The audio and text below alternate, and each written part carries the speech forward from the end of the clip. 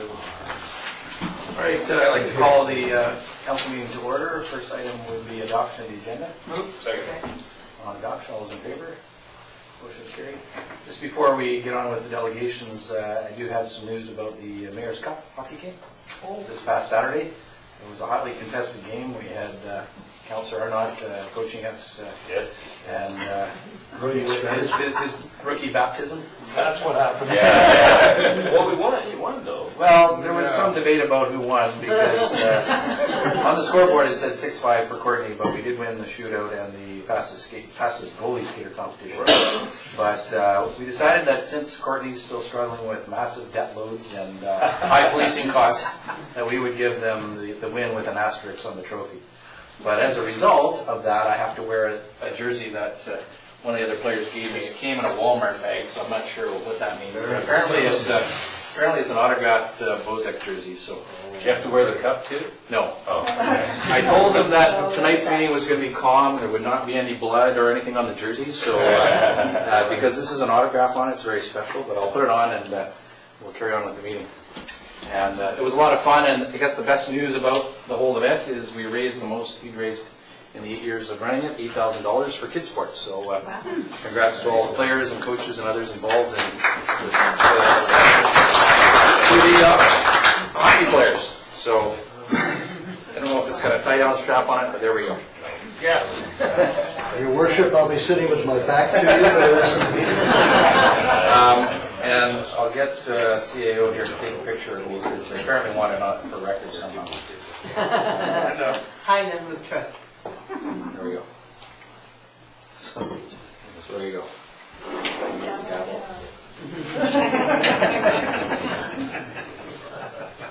Tonight, you're really going to feel like the center of the universe. aren't you? That's right. Yes. Got it? I think so. All right. Oh, Maybe we should have the desk. picture of the desk. CAO, one of his jobs is to not take pictures. That's a good one. Yeah, yes, sir. Yeah. Good stuff.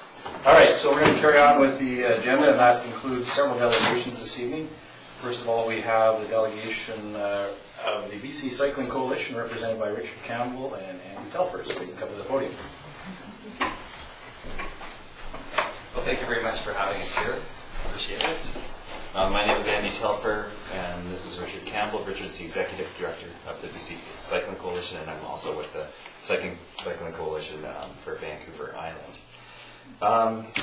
We want to tell you a little bit about a project that we're working on, but first I want to ask Richard to tell you a little bit about the BC Cycling Coalition.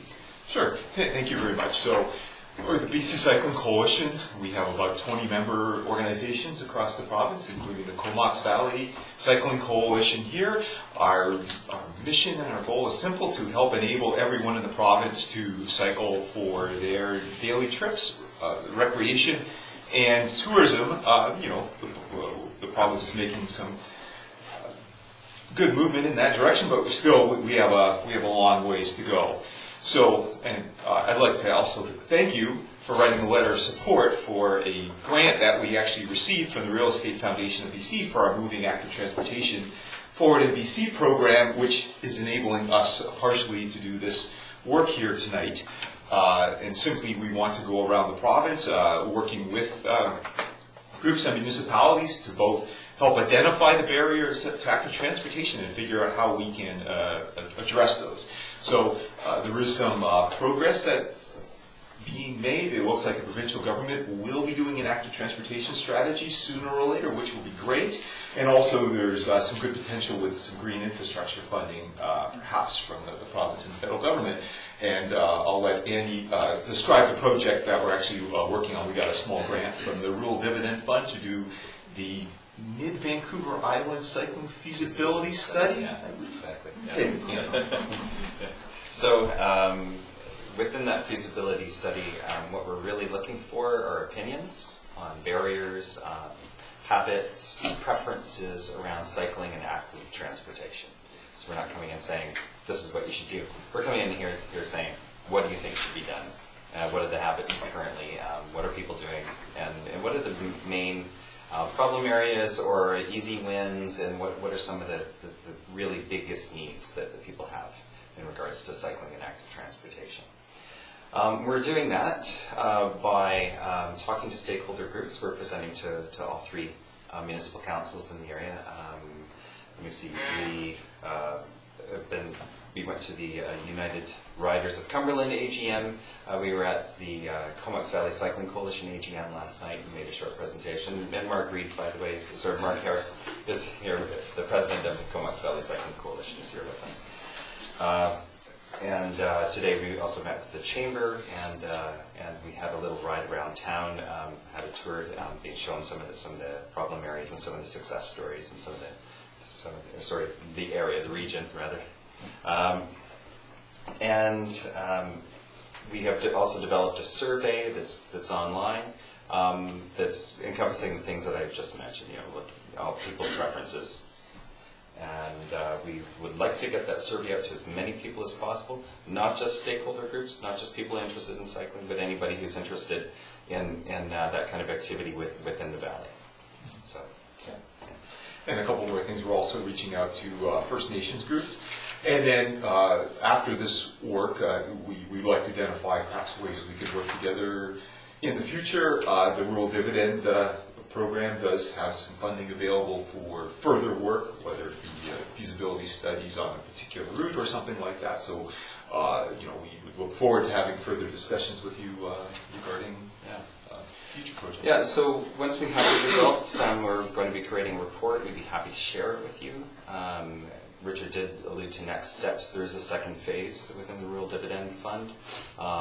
That's a much larger phase, and if it works out that we are eligible for that and get that funding, then we would be looking at more of a planning phase, going from the report we've created and trying to find what kind of areas of the highest priorities, those will be determined, and look at more planning for those specific areas. If we do get to the second phase, we'd love to get a letter of support from Comox Council. And we would be very happy if you could share the link to this online survey, which is it live now? Is it ready to go? Yeah, it's live. Okay, it's just finished. So if you could share that link as well, that'd be super. And if you do have an active transportation or cycling strategy, aside from what's on your website, we'd be happy to look at that with your staff and take that into consideration as well. Yeah. Are there any questions for us? Any questions from members of council? Councillor Price? Welcome. I wonder if you've made contact with the Integrated Transportation Committee through the regional district? Not yet, no. Okay, yes. Councillor David Fish is the chair. I have Courtney. met with David Fish. Okay. But, But you might want to talk to the regional district. There is something involved, but it's looking at all things, moving people, not just on bikes. But yeah. Right. Thank you for mentioning that. And how are you getting your survey out? How are you promoting it? So we're asking groups that have memberships within the area to send out a survey to their membership groups. So for example, the Comox Valley Cycling Coalition would send that out to their members. The Chamber would send it out to their membership as well, with a brief explanation as well. And we're asking municipalities to post that in a newsletter, or however they feel they can get the information out as well. Or on social media, we'll buy some Facebook ads focused on the region as well. Great. Yeah, thank you.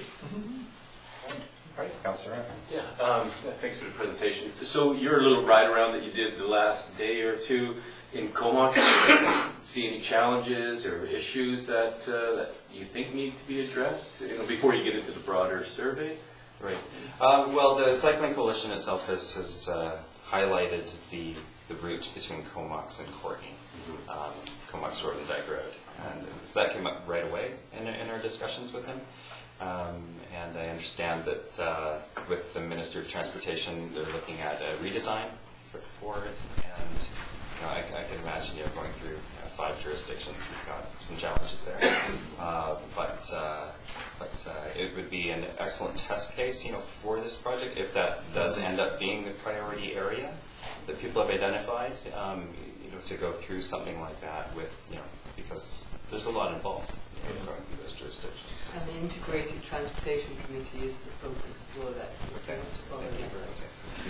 Okay. And of course, there's this project, and also there's issues that we need to address outside this project, whether it's standards that the ministry has for roads that could use upgrading, so we can support those concerns through other channels, and certainly having solid examples of on the ground where policies and procedures need improving are certainly helpful, because if it's happening here, chances are it's happening in municipalities. Okay. Just a quick question. You mentioned that you'd like to meet with the hometown Comox staff in regards to challenges and successes in there. What I understand is you're going to initiate that meeting with our staff, and it would go hand in hand, I gather, with the committee, the regional district committee that has already done some work in this regard. Yeah, well, what I was mentioning was we would like to communicate with your staff if you've got an active transportation recycling strategy that's different from what you have on your website. And if there's any planning going on in that regard, yes, we'd like to know about it. And I can contact the staff. So they can expect a call from you. Absolutely. Yes. All right. Thank you, gentlemen, for your presentation. And good luck on the next one. Thank you. Thank you very much. All right, move on to the next delegation. Derek Jensen is here to speak regarding the rezoning of 1178 Lazo Road. Is there anybody else speaking with you, Derek? No. Okay. We do have the ownership group in the audience, so for Okay.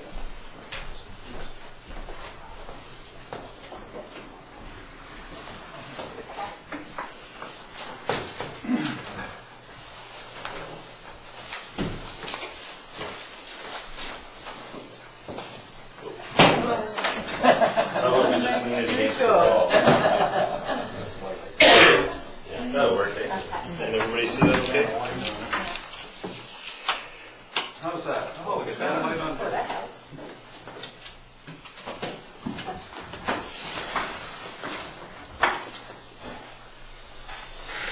Good evening, Mayor and Council. My name is Derek Jensen of McElhenney Consulting. I would like to take this time just to provide a brief overview of the proposed single-family residential development at 1170 Lazo Road, and then open the forum to answer any questions.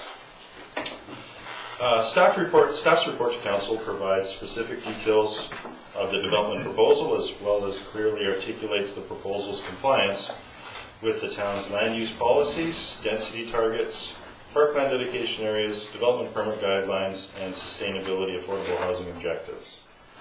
Beyond that, while the development of 1182 Lazo Road was going through the rezoning short of a year ago, this proposed development was shown as a future, just to provide a context as to what may happen moving forward. So the information contained on this plan and contained within the application is consistent with the information that was previously submitted to Council as part of the future land use planning related to 1182 Lazo Road. So in light of the extensive and detailed report provided by staff to Council, I'd just like to spend this time providing some brief highlights of the development proposal for you today. The development reflects a 16-lot single-family residential development. The road network and lot density is consistent with local area planning and reaffirmed with the development of 1182 Lazo Road. A 12-meter wide linear parkway is proposed fronting the Lazo Road frontage, which forms an extension of the park dedication that was provided for 1182, as well as for Darrell Barber's development to the north. An affordable housing contribution will be provided in accordance with the town's policy. All municipal services, as well as utility services, were provided at the extension of This is now going to be called Weaver Place. This is going to be called Gardner Way. So all the services are readily available at the entrance to the development off Weaver Place. The site obviously is going to be accessed primarily from Forester Avenue to the development lands, as you can see, and consistent with past discussions with respect to development in the local area, there won't be any further connections, vehicle connections to Lazo Road. Based on the arborist assessment, 43% of the existing mature trees will remain on site post-development. And in an agreement with town staff, the development group will augment that with an additional 18 plantings in clusters as described in your report. The biologist review of the site concludes that the development proposal will not result in significant loss of deer bedding habitat, and the impacts to migration corridors can primarily be offset by the proposed linear walkway and the removal of the existing fruit trees, which are in poor condition, but obviously providing an attractant to deer as they that may be in the area. Those are essentially the highlights of the proposed development. Beyond the servicing infrastructure being available at the door, all of the downstream infrastructure has been sized to accommodate this development in accordance with the Butchers Road Local Area Plan. Stormwater is going to be accommodated within the existing pond, and as a result of that, no offsite improvements are required to support this particular development. The proposed linear park dedication width of 12 meters does exceed the 5% park dedication required by the Local Government Act. So there is some compensation from the town to the ownership group for the additional land to support that kind of well-received neighborhood linear park. As you probably recall from some of the comments that were received during the public hearing during the 1182 application, this linear park connectivity and the town's ability to create a meaningful walking trail adjacent to Lazo Road as opposed to on Lazo Road was quite a hot topic and was foremost on most people's minds. So the development will facilitate that happening in a meaningful way, pretty much all the way back to, I guess it's, is it Barber Place? No, Beckton Road would be the terminal end in its current form. Any questions? Councilor Arnott. Yeah, thanks for that. On the diagram we have here, you have the proposed 3-meter wide walkway, just kind of running in line there. Yeah, and that's still going ahead, or still? Yes, so there would be a pedestrian connection from what is going to be Weaver Place to the town's linear walkway via that concrete, 2.5-meter wide concrete walkway. Perfect. Correct. Thank you. Okay, other questions? Councilor Swift. Thanks, Derek. Do you contemplate on-street parking? The application includes a development variance permit to vary this town's subdivision servicing bylaw from the current or former 9-meter wide standard road cross section to the alternate road cross section, which was implemented on 1182 Lazo, which is a narrower road cross section. It's 3 meters driving lanes and 2.4 meter wide parking pullouts. That's the direction the town is going. That's the direction that is included in the town's draft subdivision servicing bylaw, and that's the application that we've incorporated here. So there is on-street parking. There's 2 parking spots available here, an additional 1 here, and then on the adjacent property, there's a parking stop here and various others. So with respect to the on-site parking provision, on-street parking provision, there's 3 parking spots available. Thank you. Other questions? Seeing none, thank you for your presentation. Thank you. All right, so we'll move on. I believe the next delegation is David Kuhn from the Comox Center Mall. you're here to speak to the rezoning application. Yes. I couldn't find anyone else to come with me, so it's just me. So thank you, Mayor Ives, Council, City staff, Gail, Regina. So I'm here as one of the owners of Comox Mall, and as our redevelopment and remerchandising of the center, lo and behold, I found out that I had a veterinarian, small animal veterinarian clinic come forth who wanted to lease premises, and it was not in the current zoning. So I've made an application, as everyone is aware, and the recommendations from staff to have basically a text amendment done, which would allow us to have a small animal veterinarian clinic locate at the Comox Mall. And currently also, and I think it's very positive, not only being able to have a small animal veterinarian clinic at the Comox Mall, but it also allows here that, as it is shown on the plan, there would be other areas that would be zoned for the future. As being obviously a very proponent of Comox, it means that we actually have our first small animal veterinarian clinic here, which also keeps people doing business here in Comox. So, as I mentioned, it's been brought forward here, and basically a text amendment. I think that Gail did an admirable job of coming up with the definition. I'll have you rewrite all my leases for me, Gail, from now on. I think it's great. I think that you know what is proposed is really truly excellent. A lot of thought went into it, and I do give Gail congratulations on it, because she did put a lot of work, did speak with our veterinarian on it, a lot of research, and I think it's a good amendment to the zoning. Thank you. Is there any questions for the delegation? Councillor Arnott. I just want to say, you're doing a great job on the mall. It looks really good, and thank you for pushing forward and trying to bring in varied businesses and making the Comox Mall great again. Yeah, no, well, thank you very much, and we're excited about it. And I was mentioning earlier, we have on our pad building, we actually start erecting steel tomorrow. So that's moving forward, and of the 4 units we have 1 unit left that's under negotiation, and then that will be fully leased. And on our restaurant, I hopefully have the last investor I'm speaking with on Friday, so hopefully within the next week or so I'll make the announcement on our restaurant as well. So. All right, Councillor Margaret.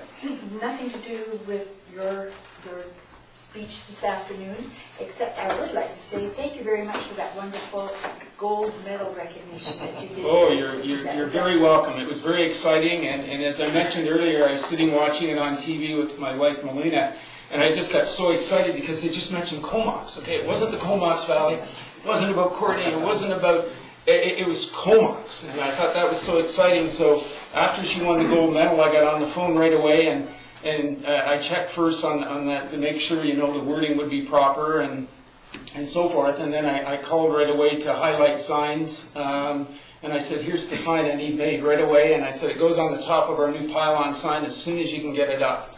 And I also thank Highlight Signs as well, as they reduced the price on the overall sign for us. So it was great, but I think it was just terrific to have Cassie win and recognize her.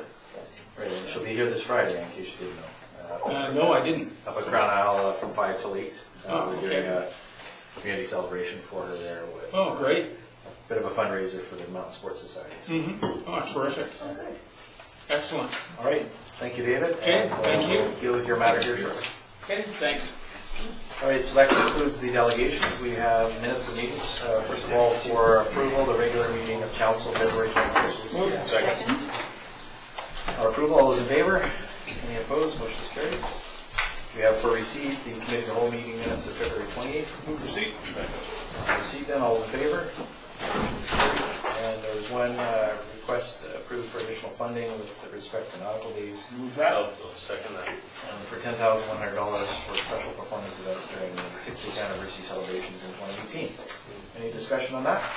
Seeing none, all those in favor? Any opposed? Motion is carried. Moving on to unfinished business, we have the manager's report for receipt. Move. Second. On receipt then, all those in favor? Motion is carried. Councillor Swift? Yes, could we have an update on the northeast stormwater management? The plan was referred out for certification by the biologist and agrologist, and according to our internal staff timeline, we're still on track. I think we've identified an additional 2 weeks or so for that process to occur, at which time it should be submitted to the town shortly after that. So we can contemplate it within the next 3 weeks then, would you say? Yes, Okay, thank you. God willing and the creek don't rise.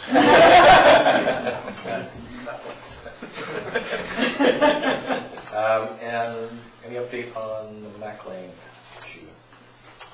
No, it's other than we are currently in the period that may be heard in the local court. We have not been scheduled in yet, as there is currently a criminal trial ongoing that was scheduled for 7 days.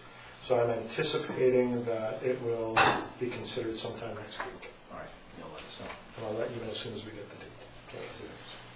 All right, anything else? Seeing none, we'll move on from the manager report to, let me see here. Yes, unfinished business is, the second item is the rezoning application for 618 and 634 Anderton Road, and this is, I believe, for the apartment building.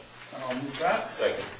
All right, so we're moving recommendation 1, Do you want one? Okay. which is, states that the zoning amendment bylaw be amended by replacing Schedule 1 with the following, Section 8252(1) with the following text: along any elevation of a building facing Anderton for a distance of not less than 60 meters measured parallel to Anderton Road, dwelling units and accessory uses thereto other than common amenity space or dwelling unit rental office space up to 175 square meters shall not be permitted on the ground floor for a depth of 10 meters. So I understand that's to provide for commercial use of the ground floor. Correct. All right, so that's been moved and seconded. Discussion on that point. Or any questions of staff? Yes, just one to clarify. So the commercial use, are we looking at other than their rental office and perhaps a common room or a gym? Is there other space that's going to be rentable in there? Yes, There is. It'll be the whole frontage of the lot. Okay. Planning staff advised that the current drawings indicate 6 doors on that main floor. It doesn't necessarily mean 6 commercial spaces, depending on the size. It could Exactly, be, yeah.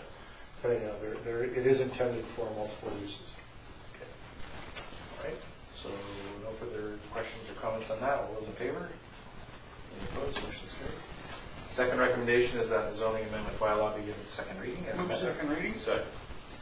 Any discussion? All those in favor? Oh, sorry. I'm not sure it comes up, it's more of a comment, but I was glad to see that the landscaping that went into the car park area and that, and they did do that using public faces that came.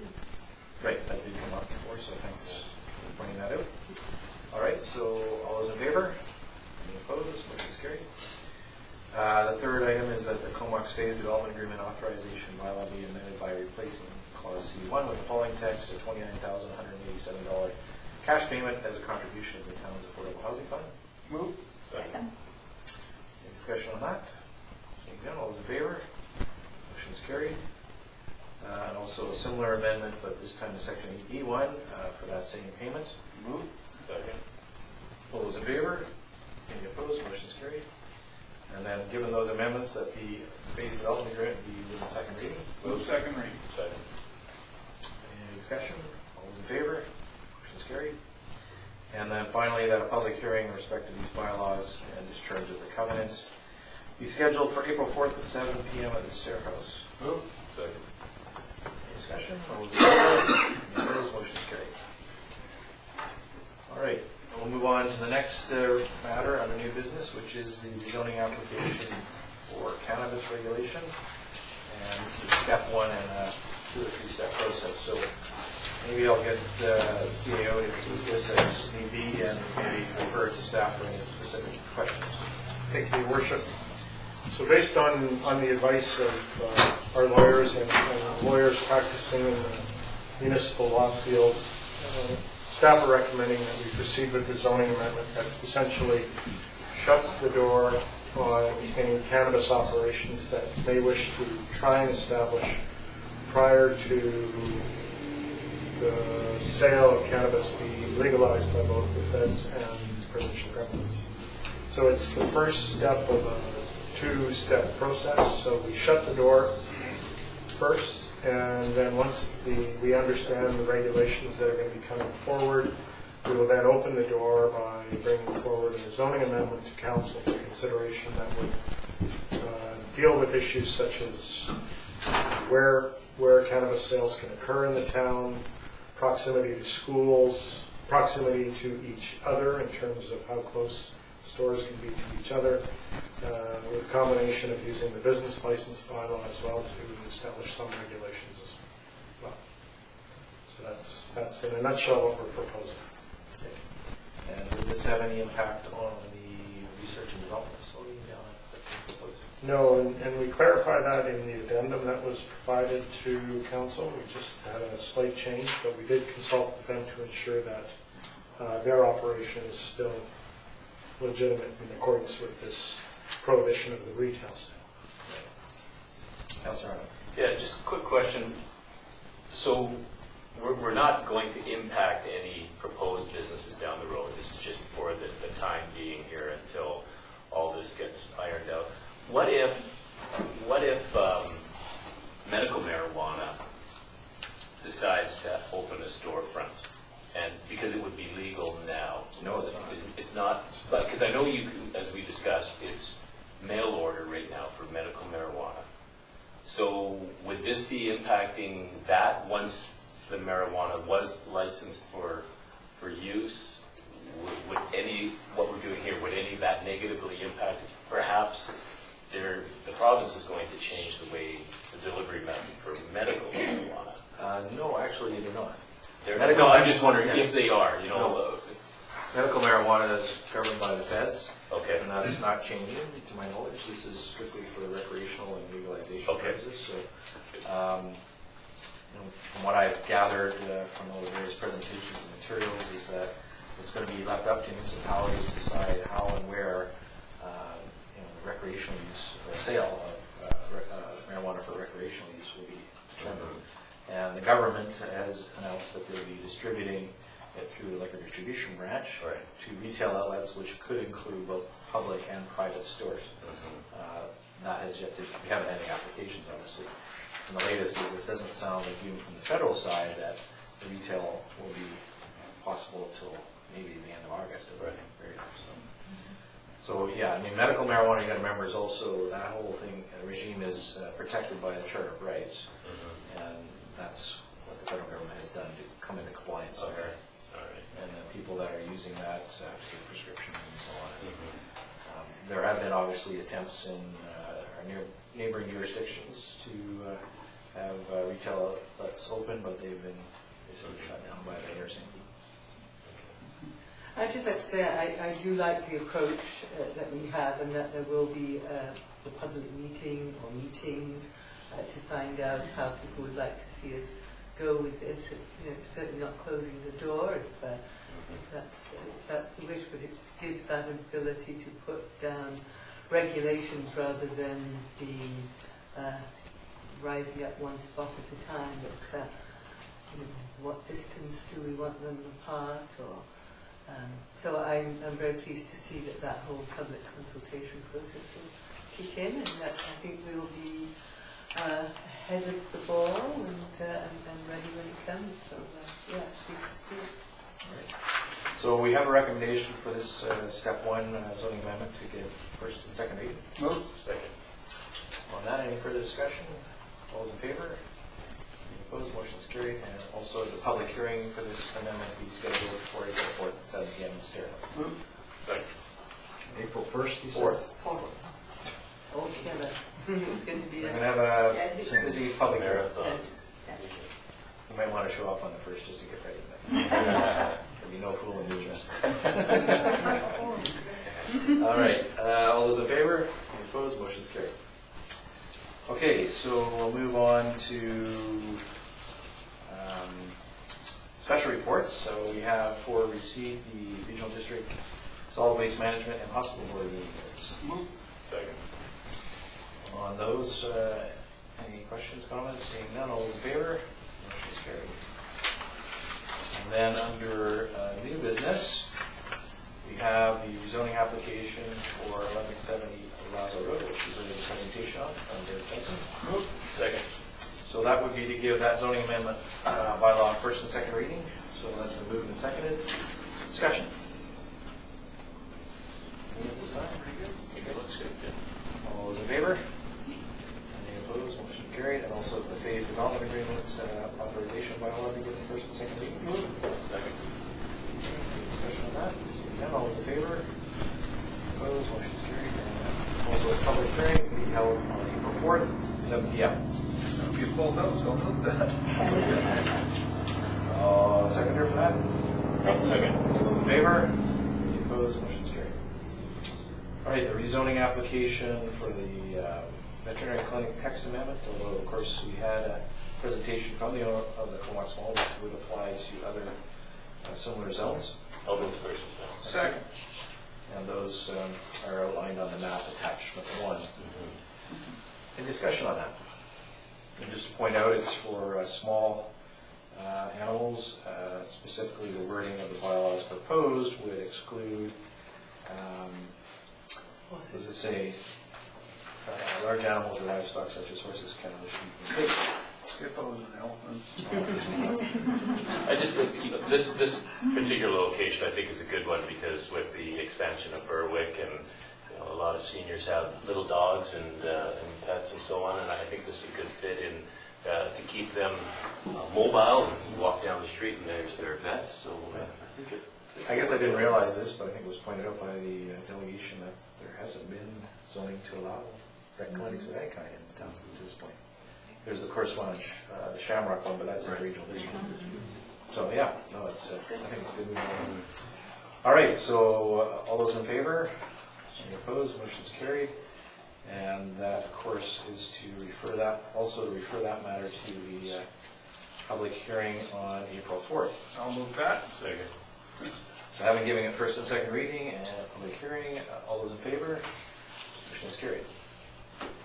All right, so You get April to pick 4th. your spot on April 4th when you go, or how does Culture across God. I say Comox is boring. Will be the only thing going on that night. So that leaves, that finishes the new business.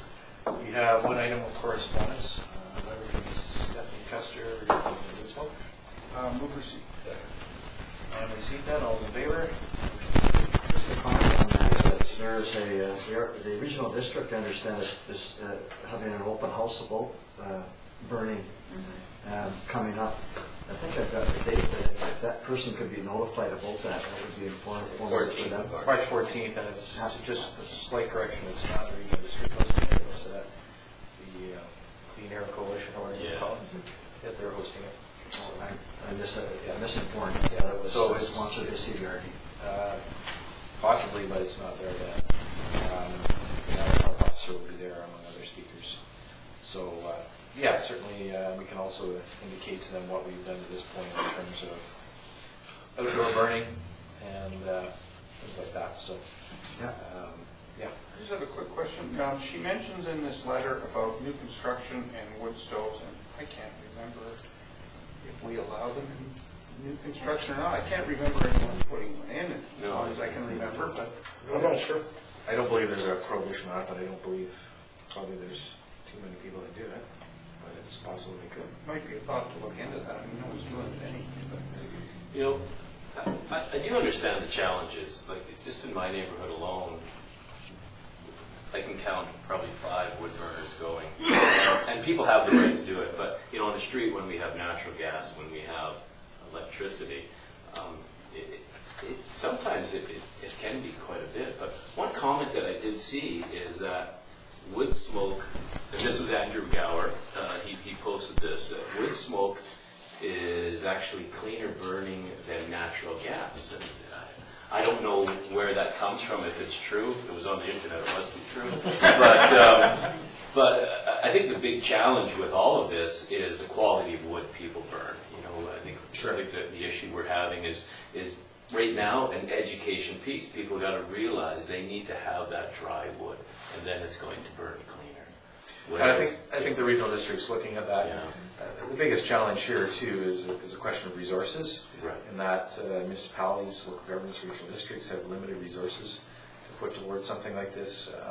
They forget, perhaps people forget that the province has regulated a number of these things in terms of smoking bylaws and the like, and they have significantly more resources than we do. In fact, the wood stove exchange program is funded almost entirely by the province. So again, that's just an awareness piece for that. Of course, we do have the yard waste program, which is quite a success, and other things that are there. I guess we can do what we can, but I guess my cautionary note is careful what you take on without the adequate resources to do it.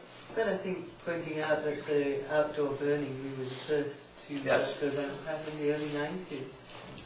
2000s actually, yeah, it was about There was 2000. the burning of, I remember it was It was still allowed. the development burning. Oh, development Really burning. backyard burning. But backyard burning wasn't banned until 2004 or 5.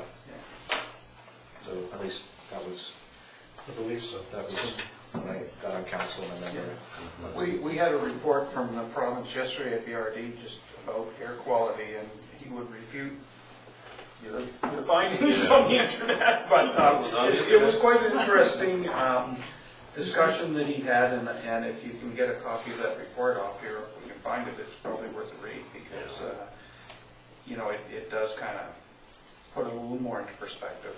But anyway, that's when I asked whether we allowed them in new houses, and it's just one of these things that she asked about. So I mean, it might be a real easy. Well, I'm sure staff can look into that and get back to you. Yeah. All right, so we'll send her a letter with some of that information. No other correspondence, late items, or delegations. So reports from members of council. We'll start with Councillor Margaret. Oh, thank you.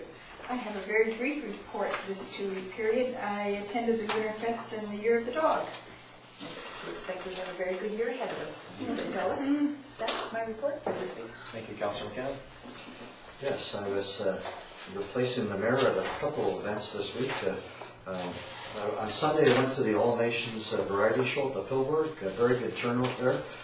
Then upstairs to the Lunar Moon at the Native Sons, put on by our Comas Valley Multicultural Group. Again, very well attended.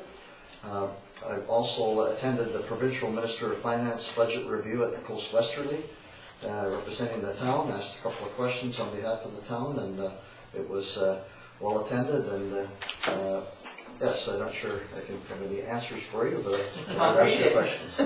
And finally, attended the Comox Valley Social Planning meeting on Tuesday yesterday. All right, Councillor Price.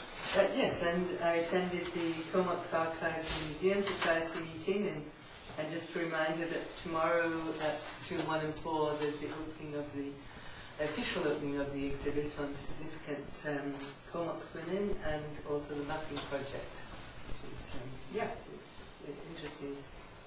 I had an ABICC executive teleconference and was at the Regional District Committee of the Whole yesterday, and as Councillor Grant said, there was an air quality update, and there's been about 70 rebates for upgrading certified wood stoves since 2016, and there is an educational outreach including Burning It Right, and at the last year's home show there was a demonstration given there. And there is an ongoing online survey to capture information regarding community attitudes and behaviours with wood stoves. So it's ongoing, and we had the presentation that Councillor Grant mentioned too from Island Health. Courtney is the red zone. I wasn't clear if Courtney was the red zone or the Comox Valley was, because they only had the one tower, right? So He did wasn't mention clear if he Courtney meant- as the red zone. Yes, yeah. They come with- But we all had our... Sorry, I don't know what to do there. It's always their fault. Yes. And we did reaffirm support for the additional 4,000 transit hours for the frequent transit routes. And I'll leave it to Councillor Grant to mention about, we did get the project scope for utilities governance review for sewer and water. And so I think that's going to have some interesting outcomes and may change the face of what we do, or maybe not, but at least we'll look at options. And we also had a regional district sports commission. Thank you. Councillor Swift. Okay, I attended the first meeting of the Nautical Days Parade Committee. Oh, right. Yeah, and so stay tuned, more to come. And a governance review session with the Filbert Board. And I attended the blanket ceremony on Friday night at the Native Sons Hall, and it was a very powerful experience, and I would really encourage you, if you haven't already had considered it as something to do, that you would, because it was very well done.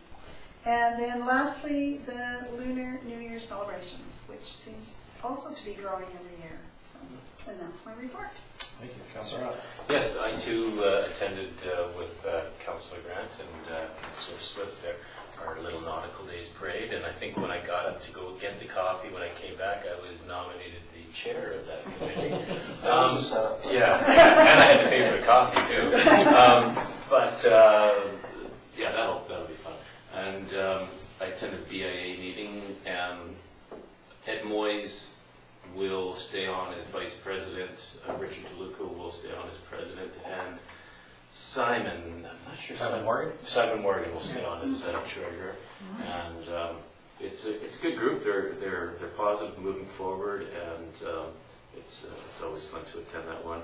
And as Mayor Ives said, I was the honorary coach for the hockey game for kids sport. First time behind the bench in a hockey rink, and it was interesting. There's a lot of testosterone for those old guys. Yeah. It was fun though, and I think you did win because you won the race. You won some donuts up there. Yeah. Go ahead. Just what you needed. So I think Councillor Price did on most things. We also had a sports commission meeting, but it was in camera, so we're not divulging anything there. But one of the things on the RD was utilities review, a governance review, so looking at our water and sewer systems. And I think the goal there is to try and depoliticize some of what goes on at those boards. They can be highly political, and get more expert opinion on where and how things should be done. And so they're just laying out the groundwork for what we should look at and how we should do it. But it's nice to see that that's moving forward. I think it could be a very positive step for the valley. So that's what's going on.